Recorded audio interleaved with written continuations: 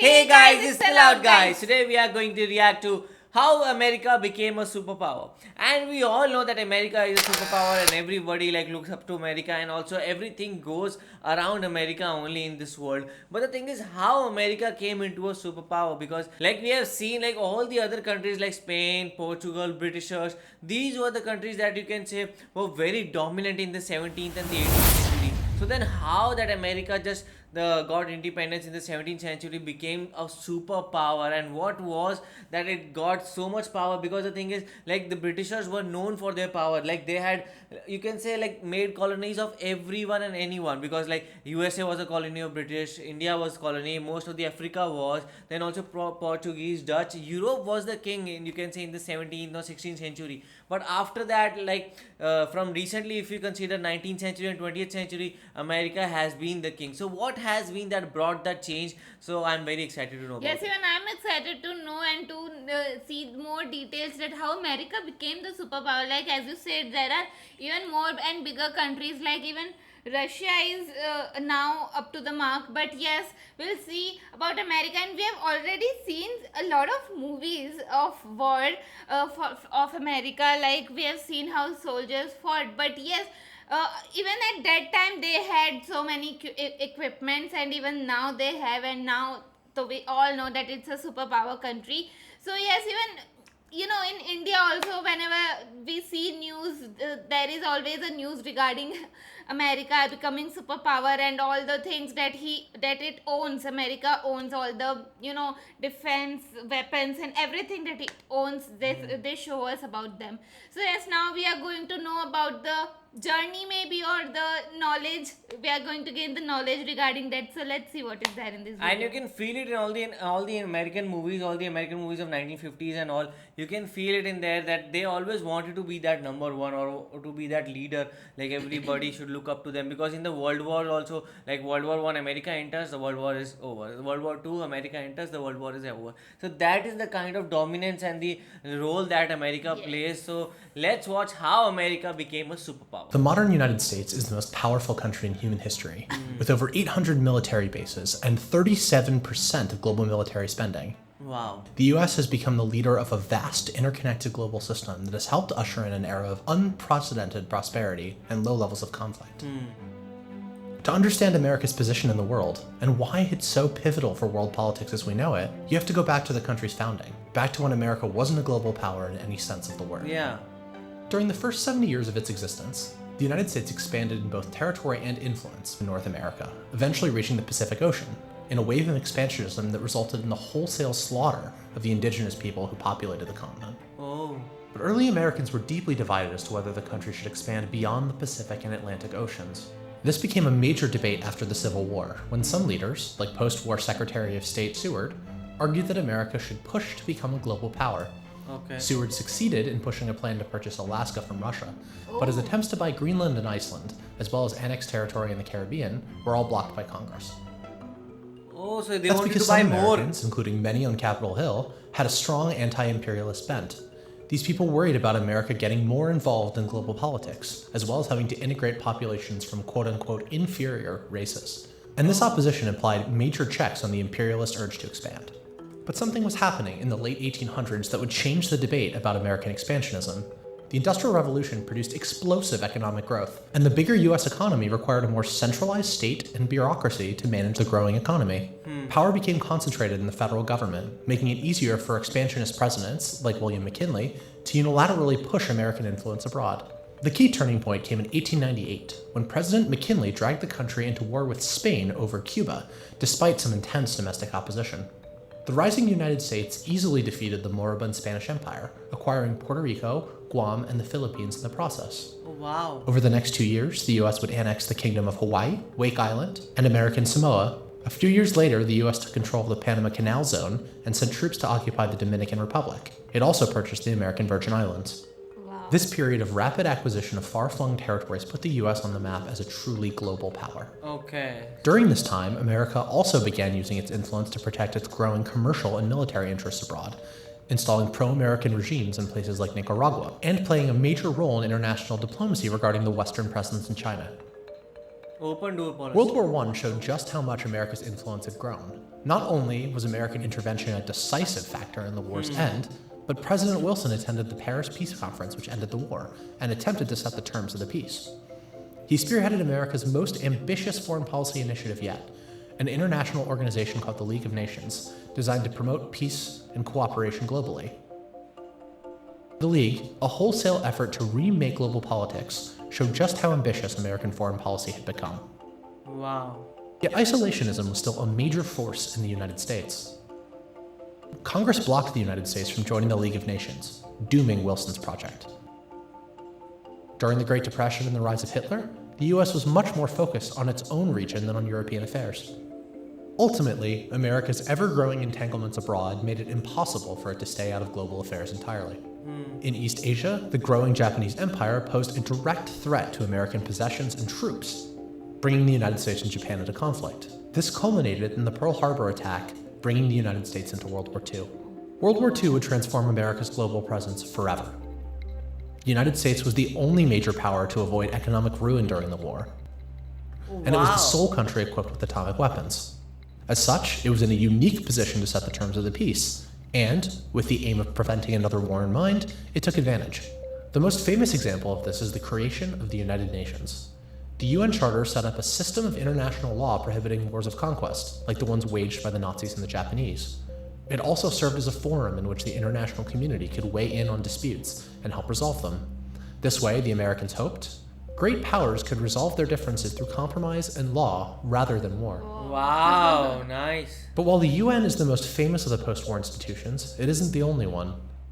730 delegates from all 44 allied nations came together in a small vacation haven in New Hampshire. Their goal? To establish a global financial system that would prevent another World Great Bank. Depression and World War. The resulting agreement, called the Bretton Woods Agreement, ultimately became the backbone of the global financial system, resulting in the World Bank and the International Monetary Fund. Nice. By creating these institutions, the United States committed itself to being deeply involved in the world's problems. Yes. The issue, though, became is that the the world's ruler second kind of. largest power, the Soviet Union, saw things differently. World War II had made allies out of the democratic West and communist East in the fight against Hitler, but that couldn't last. The United States saw Soviet expansion in Eastern Europe and elsewhere as a direct threat to its vision of a free trading, democratic world. To a substantial degree, in one form or another, socialism has spread the shadow of human regimentation over most That's a of the nice way nations to of the show earth, it, na? and Has cast a the shadow. shadow is encroaching upon our own liberty. Fearful of Soviet intentions towards Western Europe, the US and other European nations created the North Atlantic Treaty Organization, a military alliance meant to stop Russia from invading other countries in Europe. NATO. Globally, the US committed to a strategy called containment, so-called because it was aimed at containing the spread of communism everywhere on the globe. This new global struggle meant that the US had to exert influence everywhere, all the time. Instead of disbanding the massive military machine created for World War II, the wheels mostly kept turning. This had two main results. First, the US was pulled into unlikely alliances with countries like Saudi Arabia, Israel, and South Korea, seeing each of them as bulwarks against communist influence in their region. Secondly, the US began intervening, often secretly, in dozens of countries to contain Soviet influence. Sometimes this meant propping up sympathetic dictators, like in Iran. Other times, it meant supplying rebels with arms and money, like in Afghanistan in 1979 and Nicaragua in 1985. Over the course of the Cold War, the US intervened in hundreds of disputes around the globe, ending up with a complicated set of alliances, tensions, and relationships in basically every corner of the earth. After the Berlin Wall fell, the US could have withdrawn from the system, severing ties with its allies and drawing down the size of its military. And while the US did decrease military spending, much of the military infrastructure and alliances from the Cold War remained. Presidents George H.W. Bush and Bill Clinton decided that it was in both America and the world's interests for the United States, now the sole superpower on Earth, to continue actively managing global affairs. Wow. We should be and we must be peacemakers. Wow, they NATO, decided created themselves. solely as a tool for countering the Soviet Union, stayed together and even expanded, a way of keeping European nations united in the absence of the Soviet threat. Washington's support for countries like Israel and Japan stayed intact, ostensibly as a means of preventing war in their respective regions. The global system of alliances and institutions created to keep the peace during the Cold War became permanent, as did the American military and political commitments necessary to keep them running. This system remains in operation today, and no leading American politician since the Cold War has seriously called for dismantling it. Except, perhaps, for Donald Trump. Trump has said contradictory things about these commitments, but he's consistently argued that American allies are not paying the US enough for its protection, and questioned the value of free trade. That calls NATO and even the World Trade Organization into question. At some point, we have to say, you know what? We're better off if Japan protects itself against this maniac in North Korea. We're better off, frankly, if South Korea is going to start to protect itself. Saudi Arabia, nuclear weapons? Saudi Arabia, absolutely. This is a sharp divergence from the consensus that has dominated US foreign policy since 1945, and something closer to the isolationism that came before it.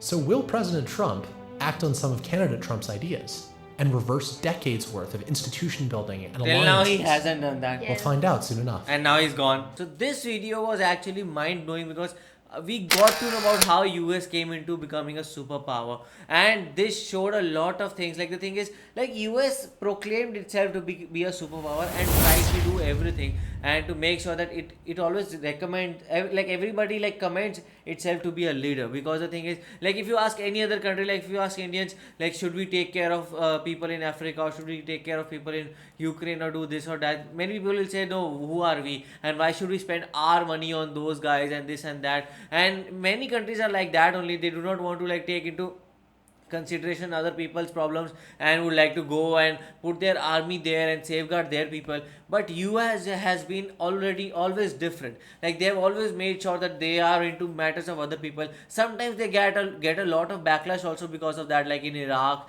and all the other countries, in Afghanistan, in Pakistan. Like many of these countries give a lot of backlash to America due to that. But the thing is, America has been that peacemaker. So like as Donald Trump was saying, like America has been in North Korea, no, not in North Korea, in South Korea to protect South Korea from North Korea, has been in Japan to protect from North Korea. So America always makes sure that it is there to just make peace with all the countries, because if there was no America, then there are high chances that North Korea would have attacked any other country, and that would have happened in all the other countries also. Even China also, China could have tried to expand its territory more and more if America wasn't there. So America plays a very important role, even though that means that they spend a hell lot of money on their military. And do you guys also let us know that what do you guys feel about it, like normal Americans, like do you like America being a superpower, or you want America to be a normal country and to just enjoy itself and do not take care of all the other countries' mess? Like it's a bonus point for the citizens, like, right, that if it's a superpower country, if they are in a superpower country, so it's a bonus point for them. So why would they think the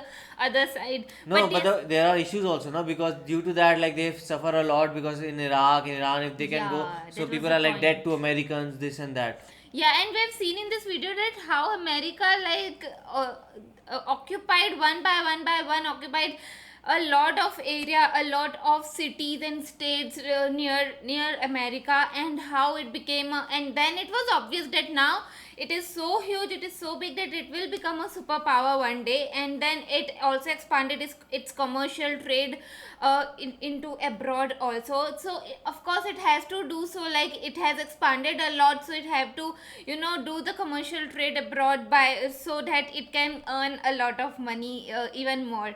So yes, this video was really a knowledgeable one, and in the end we even saw that Trump was giving a speech, and in that he was saying about talking about Japan and Korea. So he was just saying that now these countries should take care of themselves. Now we took care of you up till now, but now it's time that you should take care of yourself. So yes, we have seen that how America expanded, and then it is obvious that it will become a superpower country. So it's a knowledgeable video to watch. Yeah, I also think, but I think so America cannot do that, because the amount of power it has, like it has become, you can say now, very like addictive to that, because it has so much power and so much control over all the countries. Like it cannot just let go of it and let other countries decide their own fate, because if their countries will protect themselves, then also they will never ever listen to America again. Because the thing is, they listen to America because America protects them. So can America go away with those powers? I don't think so. What do you guys think about it? Do let us know in the comment section below. So do like, share and Subscribe to our channel. Bye.